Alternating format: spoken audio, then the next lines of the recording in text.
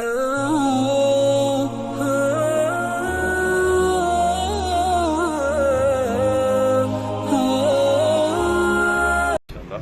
जी अल्लाह पाक हमें नजर नहीं आता, तो इसका मतलब ये नहीं है कि अल्लाह पाक मौजूद नहीं है।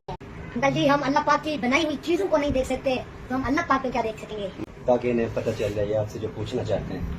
ये अंकल कह रहे हैं कि ये ना बच्चे पूछ रहे हैं कि अल्लाह पाक हमें नजर क्यों नहीं आते, इस पर थोड़ी सी ना कोई बात इनको सुना दें। अंकल जी हम अल्लाह पाक की बनाई हुई चीजों को नहीं देख सकते, तो हम अल्लाह पाक को क्या देख सकेंगे? माशाअल्लाह। हमारी आंखें इस काबिल नहीं है कि हम अल्लाह पाक को देखें। और अंकल जी कुरान पाक में मौजूद है फतबारकल्लाहु अहसनुल खालिकीन। माशाअल्लाह। अंकल जी अल्लाह पाक हमें नजर नहीं आता, माशाअल्लाह। तो इसका मतलब ये नहीं है कि अल्लाह पाक मौजूद नहीं है। बेशक। सही। अब देखिए हमने समंदर से हीरे निकलते नहीं देखे, बेशक। मगर मानते हैं कि निकलते हैं, बेशक। मानते हैं कि हीरे हैं। आप मानते हो ना कि हीरे हैं? बेशक। हमने सोने की कान आज तक नहीं देखी, बेशक। मगर मानते हैं कि सोने की कान है। बेशक। हमने ये अंकल जी आपको ये हवा लग रही है ना, बेशक। लेकिन हवा नजर नहीं आती है सही।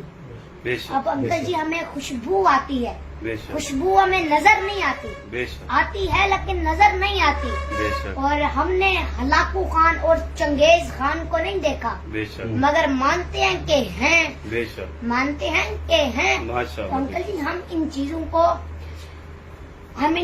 को आम लोगों के कहने पर मानते हैं, बेशक। हम इनको लोगों के कहने पर मानते हैं। बेशक। जिस खुदा की वजूद की गवाही, अंकल जी जिस खुदा की वजूद की गवाही सच्चों का सरदार, सदीकैन का बादशाह, अमानतदारों का सिपा सलार मोहम्मद सल्लल्लाहु अलैहि वसल्लम दे दें तो हम क्यों ना तस्लीम करें? बेशक। बेशक। सुभान अल्लाह। देखिए